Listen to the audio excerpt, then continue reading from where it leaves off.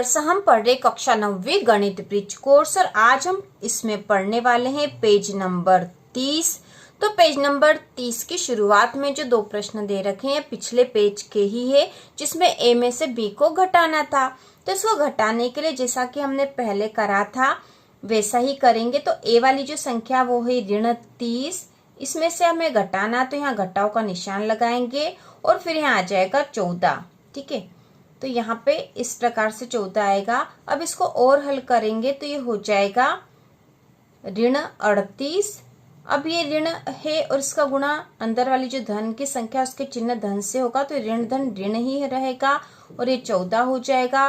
तो इसको हल करेंगे तो ये भी ऋण का और ये भी ऋण का, तो दोनों संख्याएं ऋण ऋण की है, इनको जोड़ देंगे और चिन्ह ऋण का मतलब बड़ी संख्या का आएगा।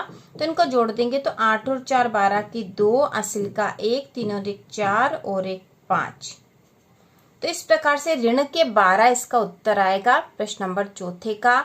इसके बाद जो पांचवा प्रश्न है उसमें है 45 ऋण 35। तो इसको भी इसी प्रकार से लिखेंगे। तो यहाँ लिखेंगे हम 45 ऋण ऋण का 35। तो पहले चिन्हों का गुणा करेंगे तो ये हो जाएगा 45, ऋण का ऋण में गुणा करा तो धन 35। तो ये दोनों धन की संख्या हो गई, ये दोनों जुड़ जाएगी, इन दोनों को जोड़ देंगे तो 5 और 5 10 की 0, असिल का 1, 4 और 1 5, 6 7 8। तो इस प्रकार इसका उत्तर आएगा 80। के बाद अगला प्रश्न नंबर चौथा है। इसमें प्रश्न नंबर जो पहला है वह ऋण 3 ऋण ऋण 2 धन 3। तो इसको हल करेंगे तो इसको हम यहाँ हल कर लेते हैं। तो जो ऋण का 3 है उसके बाद है ऋण ऋण 2 धन 3। तो यहाँ पर हल करेंगे तो पहले चिन्हों को का गुणा कर लेंगे। तो यहाँ पे ऋण का 3 है, अब यहाँ पे ऋण है और यहाँ पे अंदर कोष्टक में जो संख्या उसमें भी ऋण है। तो ऋण का ऋण में जब गुणा होता है तो चिन्ह आ जाएगा धन का, उसके बाद 2 लिख देंगे फिर 3। अब इसको और हल करने के लिए हम धन धन वाली दोनों संख्या को जोड़ देते हैं। तो यहाँ हो जाएगा ऋण का 3 और 2 और 3 5 हो जाएंगे, तो धन का 5 हो गया है। अब यहाँ पर देखो 5 धन का है और 3 ऋण का, तो दोनों पे अलग अलग चिन्ह है, एक पे ऋण का एक धन का है। तो जब ऐसी स्थिति होती तो इन संख्याओं का घटाव होता है। ठीक है, धन ऋण ऋण मतलब घटाव होगा। यहाँ 5 में से 3 घटा देंगे तो 2 आ जाएंगे और चिन्ह बड़ी संख्या का आएगा, बड़ी संख्या धन की है तो ये 2 धन के। तो यहाँ पर उत्तर आएगा 2 और हम यहाँ लिख देंगे उत्तर 2। इसके बाद जो अगला प्रश्न है 10 धन ऋण का 4 और ऋण का 5। तो इसको भी हम इसी प्रकार से हल कर सकते हैं। ये 10 है, धन ऋण का 4 और ऋण का 5। तो यहाँ पे 10 धन का ऋण में गुणा करा तो ऋण 4 और फिर ऋण 5 है। अब इसको हल कर लेंगे तो ऋण ऋण की जो संख्या है दोनों आपस में जुड़ जाएगी।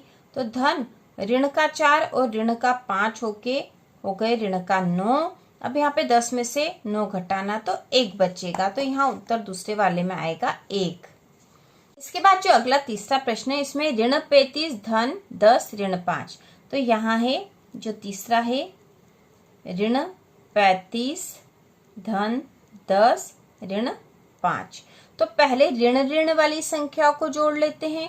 तो ऋण का 35 और ऋण का 5 मिलके हो जाएंगे 35 और 5 40, ऋण के 40 धन 10। तो यहाँ पे एक पे ऋण का चिन्ह है, एक पे धन का चिन्ह है, अलग अलग चिन्ह है, तो यहाँ पे घटाव होगा। 40 में से 10 घटा देंगे तो बचेगा 30 और इस पे चिन्ह आएगा बड़ी संख्या का मतलब ऋण का 30। तो हम यहाँ लिख देंगे ऋण 30। इसके बाद जो अगला चौथा प्रश्न है उसको हल करेंगे। तो चौथे में दे रखा हमें 20 ऋण 4 ऋण ऋण 3। तो इसको हल कर लेंगे। तो यहाँ पे 20 है, ये ऋण के 4 है, इस ऋण का इस ऋण में गुणा होगा तो धन हो जाएगा और 3 आ जाएगा। अब ये धन वाली संख्या और ये भी धन वाली संख्या, तो धन धन वाली संख्या को जोड़ लेंगे तो 20 और 3 हो गए 23 ऋण 4। 23 में से 4 घटा देंगे तो बचेगा 19 और यह धन का रहेगा क्योंकि बड़ी संख्या धन की है। तो यहाँ उत्तर हम लिख देंगे 19। इसके बाद जो अगला पांचवा प्रश्न है यहाँ पर दे रखा है, तो हम यहाँ लिख देते हैं पांचवा। यहाँ पे 11 ठीक है, 11 ऋण 7 धन ऋण के 4। तो इसको हल करेंगे तो पहले यहाँ पे लिख देंगे 11 ऋण 7, धन का ऋण में गुणा करेंगे तो ऋण आएगा 4। अब ऋण ऋण वाली संख्याओं को पहले जोड़ लेंगे तो ये 11 ऋण का 7 और ऋण का 4, तो 7 8 9 10 11 ऋण के 11 हो जाएंगे। अब ये धन का 11 और ऋण का 11 है तो ये आपस में कट जाएंगे और यहाँ उत्तर 0 आएगा। ठीक है, यहाँ पर उत्तर आएगा 0, तो हम यहाँ लिख देंगे 0। तो इस प्रकार से प्रश्न हल होंगे। इसके बाद जो अगला कार्यपत्रक 7 है, निम्न संख्याओं का गुणा करो। तो यहाँ गुणा करना है, तो उदाहरण हमें दे रखा है 4 गुणा ऋण 2 बराबर ऋण के 8। तो यहाँ पे 4 के आगे कोई चिन्ह नहीं है, मतलब ये धन का था, धन ऋण ऋण होगा, 4 दूना 8 हो जाएंगे। इसके बाद यहाँ दे रखा है, यहाँ 4 का चिन्ह धन तथा 2 का चिन्ह ऋण है, अतः धन गुणा ऋण, ऋण में परिणाम प्राप्त होगा। ठीक है, तो यही हमने देखा है, धन का है ऋण का है, धन का ऋण में गुणा करेंगे तो ऋण आएगा और 4 दूना 8 हो जाएगा। इसके बाद सरल करो दे रखा है, तो यहाँ पे हमें इसको हल करना है। तो यहाँ पे सबसे पहले चिन्हों का गुणा करेंगे, ऋण का है धन का है, ऋण का गुणा धन में करा तो ऋण आएगा, 5 चौक 20 हो जाएंगे। इसके बाद इस ऋण का गुणा इस ऋण में करेंगे तो ऋण का गुणा जब ऋण में करते तो धन आ जाता है, और 3 का गुणा 2 में करेंगे तो 3 दूना 6, तो धन का 6 आएगा। और यहाँ धन का चिन्ह न भी लगाए तो केवल 6 भी लिखे तो धन का ही 6 कहलाता है। इसके बाद ये ऋण है और ये धन है, तो ऋण का गुणा धन में करेंगे तो ऋण आएगा, 11 का गुणा 5 में करा तो 55 हो जाएगा। उसी प्रकार ये धन का है ऋण का है, तो धन का गुणा ऋण में करा तो ऋण आया, 7 का गुणा 4 में करा तो 7 चौक 28 हो गए। इसके बाद अगला जो प्रश्न है सरल करो, तो इसमें हमें हल करना है। तो यहाँ पर 3 संख्याएं दे रखी, तो हम पहले 2 संख्याओं का कर लेंगे और फिर जो उत्तर आएगा उसका फिर चौथी संख्या में कर देंगे।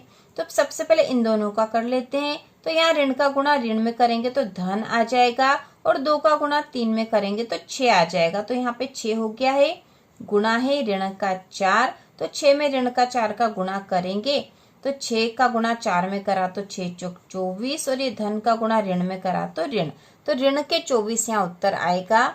इसी प्रकार जो अगला प्रश्न नंबर दूसरा है, तो इन दोनों का पहले गुणा कर लेते हैं। तो ऋण का गुणा ऋण में करा तो धन आएगा, और 2 का गुणा 1 में करेंगे तो 2 ही आएगा, 2 एकम 2, गुणा है 4, तो 2 का गुणा 4 में करेंगे तो 2 चौक 8 हो जाएंगे।